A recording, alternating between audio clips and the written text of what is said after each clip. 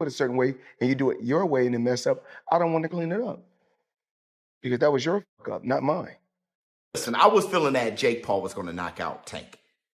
This press conference made me feel a little bit more confident about Tank. I'm no cap. He done a lot in his career, right? Not everything, but he done a lot. What people don't understand is his business is a lot. Floyd Mayweather broke down the Jake Paul versus Gervonta Davis fight, saying that Davis is making his own decisions and risking his career. Floyd explained that he has given advice before, but if it isn't taken, it's no longer his concern. He added that the matchup is good for the sport, the money is great, and he'll definitely be watching the fight. Within my company, within my team, do it my way. Because if you mess up, I don't mind being a janitor to clean up the mess because I told you to do it a certain way.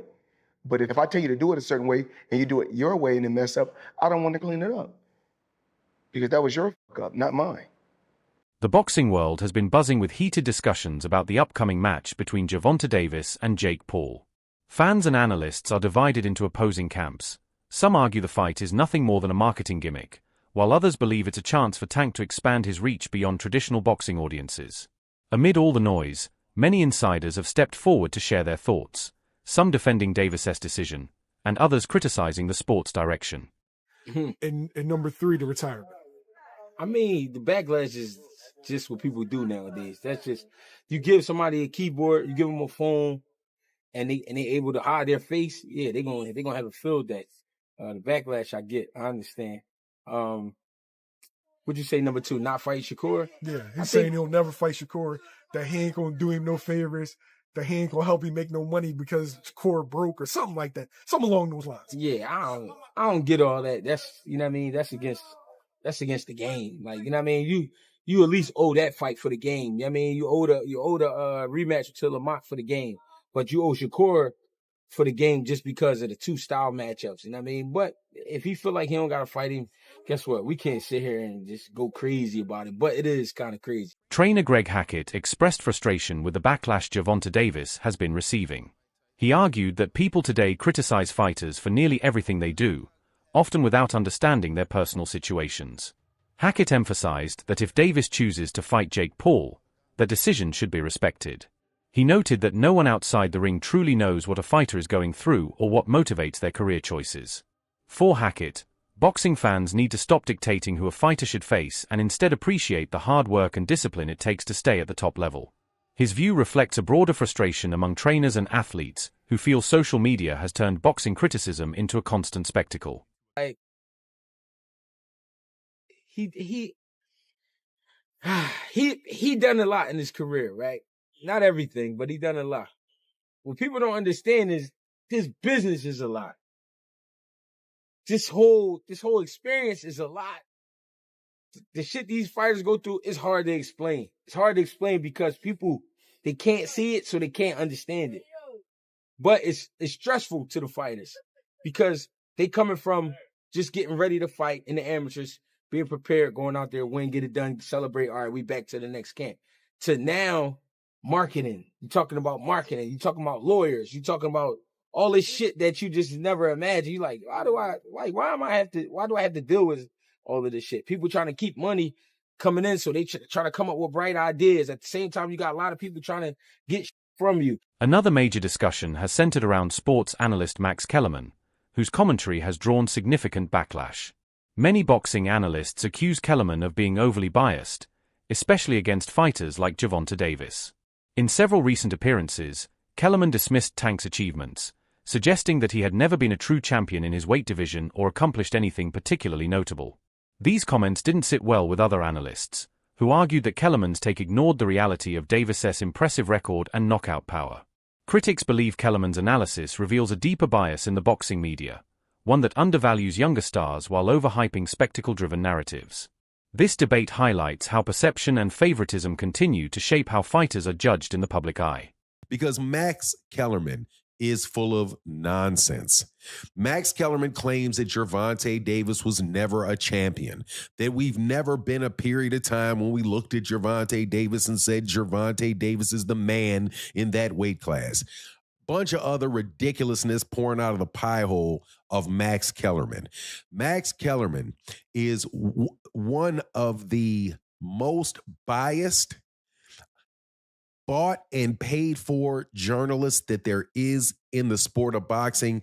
And to have him back talking again on and giving his opinion again about the sport of boxing, I promise you, is not a good thing. But let's analyze what he had to say about Gervonta, that Gervonta was not ever a champion. That is ridiculous because Gervonta Davis was a champion for the IBF at 130. He was a WBA super champion at 130. He is currently the reigning WBA champion at 135, and there is no other champion in the division for the WBA at the moment. He is the only WBA champion that there is at 135. He had a portion of a secondary. The title at the time he won it at 140 was a secondary title. So if you do not want to count that, I don't know why you wouldn't, seeing as everybody else counts that belt. But okay, fine. He's a 2-division world champion. That is more than zero, Max Kellerman. Now, looking at the idea that Gervonta Davis has never been the man in that division is absolutely ridiculous because Gervonta Davis has really been the man in that division the entire time that he's there. Former world champion Pauli Malignaggi has never been shy about voicing strong opinions, and this matchup is no exception. He openly criticized the idea of Davis fighting Jake Paul, arguing that the sport is losing its authenticity. According to him, knockouts only carry meaning when they happen between evenly matched opponents. Manufactured fights, he claimed, cheapen boxing and mislead casual viewers into thinking they're watching legitimate contests. During a discussion with fellow analyst Chris Algieri, Malignaggi made it clear that while casual fans might find the event entertaining, serious followers of the sport can see through the spectacle. He believes allowing social media-driven fighters to share the same stage as world-class athletes creates confusion about what real boxing represents. His comments cut deep, pointing to a growing tension between entertainment and tradition within the sport. Knockouts, dude. Knockouts. People like knockouts. They don't care if you're knocking out cab drivers. Look at Jake Paul's career. You can manufacture that, though. You can manufacture that, though. You can manufacture knockouts. You can't manufacture. To a degree, you can. To a degree. I mean, you can't. Yeah, Gervonta legitimately cannot get knockouts. I agree. He can punch, but there's a lot of limited knockout artists, though, man. He's one of the least active punchers in the game with the highest knockout percentage of current heavyweight. But if he was a real knockout artist, if he was a real knockout artist, prop him up against the best of the best. Felix Trinidad was a knockout artist. He was knocking out the best of the best. If you're a real knockout artist, prop him up against the best and show us how he smokes them. But the way we did when Felix Trinidad was doing it. You know? The way they did when Mike Tyson was doing it in his prime.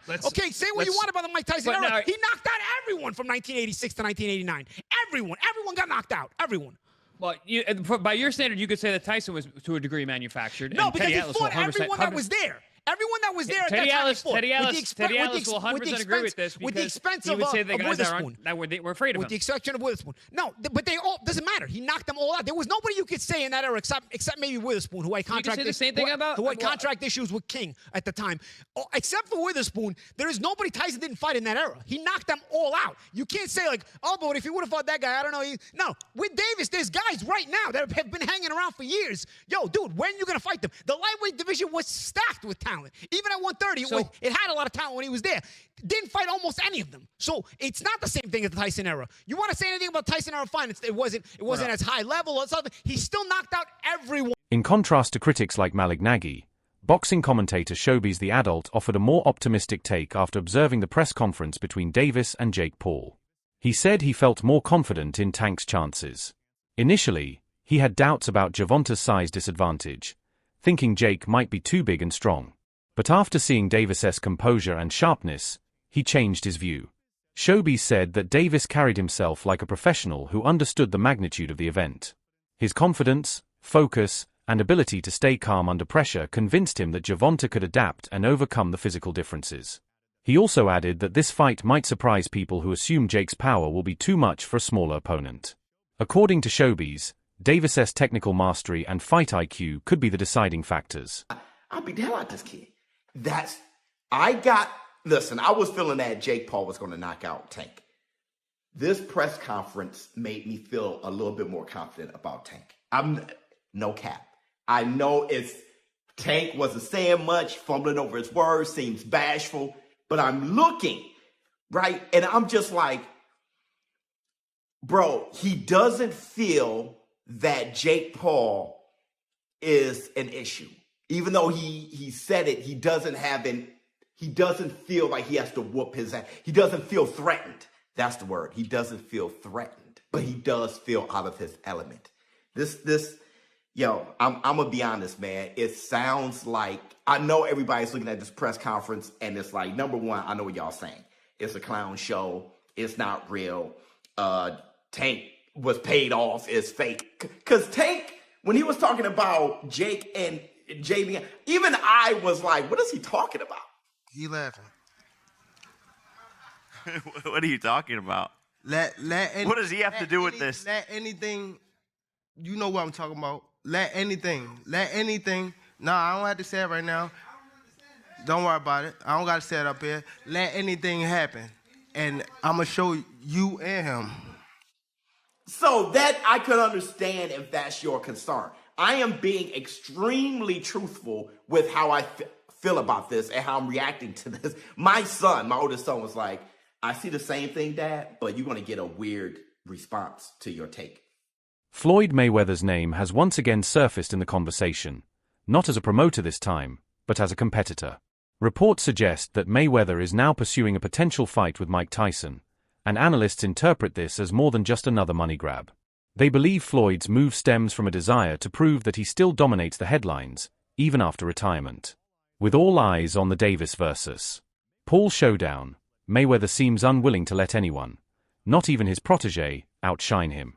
Observers say this is classic Floyd, a man who thrives on attention, competition, and legacy. While Gervonta and Jake are gearing up for their own spectacle, Floyd's rumored fight hints at a larger theme: the constant struggle among boxing icons to stay relevant in a rapidly changing sports landscape.